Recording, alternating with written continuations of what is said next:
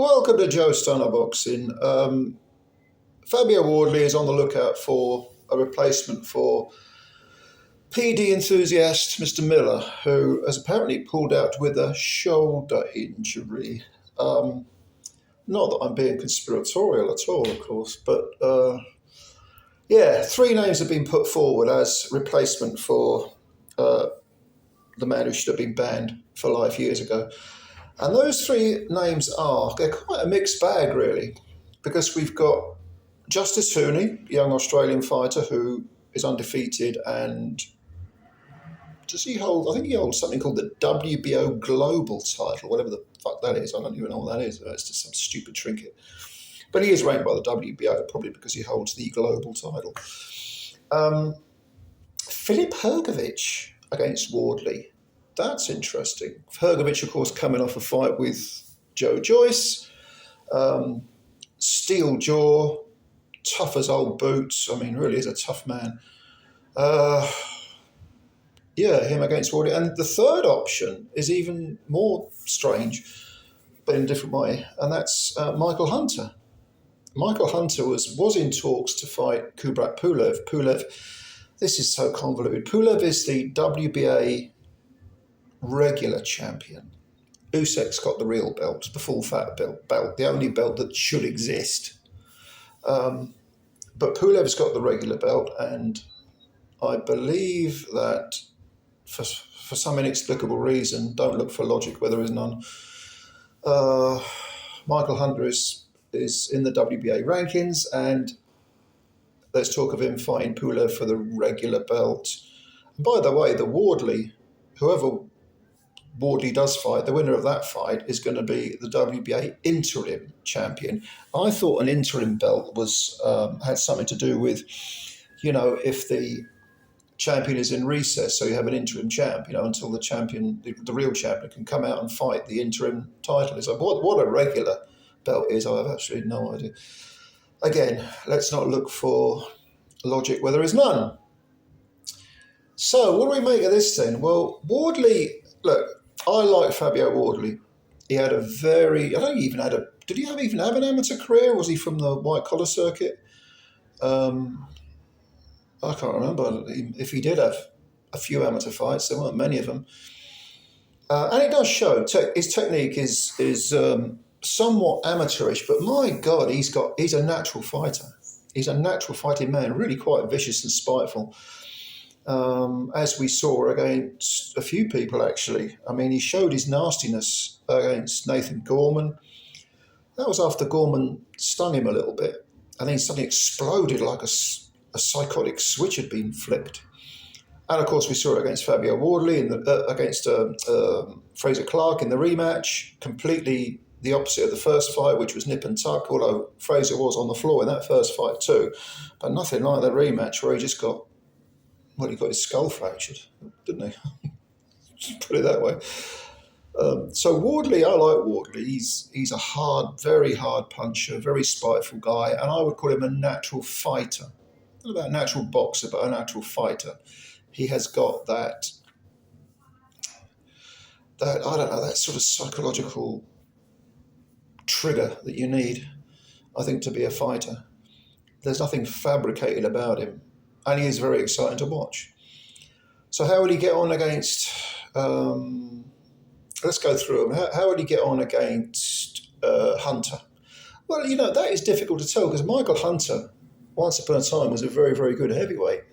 He got a draw with Povetkin. I thought he won that.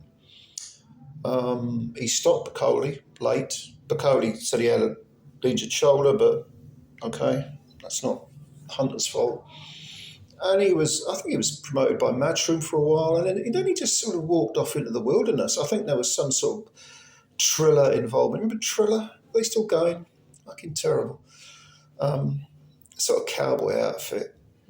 Triller, was it the same? Did they do the same broadcast where they had Donald Trump commentating and a pissed or stoned or high or all three Oscar de la Hoya? Was it the same? Or were they two different cards? But yeah, that sums up Triller. It's fucking terrible. And I don't know whether he got paid any money for some non-entity of a fight. But since then, he's just floated around. He's done nothing. So the question is, several years later, quite a few years later, what's he got left? Because he's no spring chicken. He's in his 30s now, which is not particularly old for a heavyweight. He did come up from cruiserweight, and he did give Alexander Usyk a decent fight as well at cruiserweight. So he's got talent, but I just wonder what's left. So it's difficult to sort of weigh it up with Fabio. I mean, he's crafty. Hunter's crafty. He's gutsy. He's got a good chin. You need it against Wardley. On the one hand, he might be able to outbox Fabio, frustrate him, pinch rounds, win a decision, no problem. Or if he's past his best and he's beginning to sag a bit physically and mentally, then maybe Wardley gets him at the right time and stops him. I don't know. I really don't know. And then if you look at FILIP HRGOVIC, well, of course, HRGOVIC can be hit. We know that. But my God, what a jaw the man's got. So possibly can Wardley put a dent in HRGOVIC's jaw? I mean, the guy does hit very, very hard and he'll hurt you. But HRGOVIC was taking wallops from Daniel Dubois all night and took a few off Joe Joyce. I mean, he clearly won the Joyce fight. And Dubois in that fight was a bit free and easy with his head as well. But HRGOVIC is just such a tough man. I mean, if anyone's going to give Wardley rounds, it's him. Whether Wardley can beat him or not, I mean, there was a time when HRGOVIC was called, the next great heavyweight. And it didn't quite work out, did it? He had that fair-to-middling performance against Zhang. Lost to Dubois. I mean, I often wonder if HRGOVIC wants to be a boxer. I know his father passed away, didn't he? And he never really... It seemed to take away some of his motivation or his love of the game. That's what I'm reading. I'm reading between the lines. I could be completely wrong.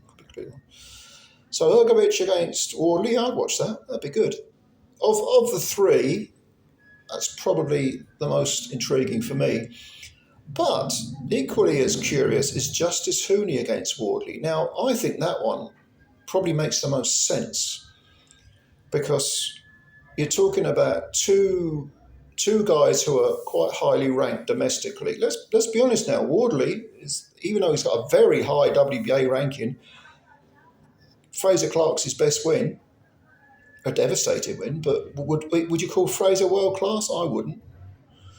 Has he ever beaten a world class fighter? No, not for me. Wardley hasn't, and neither has Justice HUNI.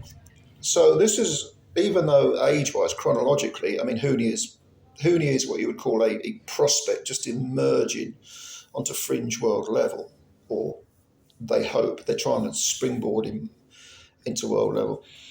Wardley is older, but in terms of in fistic years, if you like, probably there isn't a lot of difference between the two of them. And HUNI I believe he had quite a good amateur background, whereas Wardley didn't have any. That's the fight. I think the most fun fight would be Wardley against HRGOVIC. But the one that I'm curious to see is HUNI against Wardley. Because I got to be honest, the jury's out with regards to HUNI for me personally. I'm not knocking the kid. He's done okay. He seems like a decent heavyweight. But I know a lot of Australian fans are very high on him and they're saying he's the next big thing. I've even seen people picking him to beat a Talma. I mean, that would be easy money for a Talma to me. Haven't seen a lot of HUNI. And yes, I know a Talma is completely untested, but then they keep trying to give him tests and he just blasts him out in 1 or 2 rounds. Nah, look, I'm not knocking HUNI, don't get me wrong. But I think him versus Wardley would tell us a lot about maybe both fighters. Certainly tell us a lot about HUNI.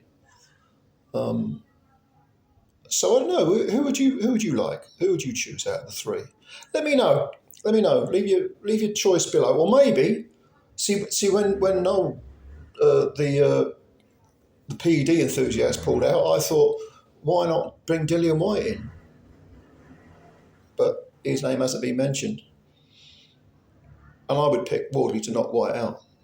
I think White's way past his best. Probably, if he's not shot, he's damn close to it. But, yeah. Let me know if I've missed out a name or if those are the three names that have been mentioned. If you prefer someone else, let me know. Or of the three that I mentioned, which would you like to see? Yeah, and I'll read your comments like I always do, because I do read all the comments, believe it or not. I mean, even when I'm on holiday, I'm on holiday now. Well, it's the final day. I've got to go home tomorrow. Well, it's not home. I've got to go back to where I live and feel like home. London's my home. And just let me know what you think. Let me know. Comments below. Subscribe to the channel if you're new. Hit the like button if you like the video.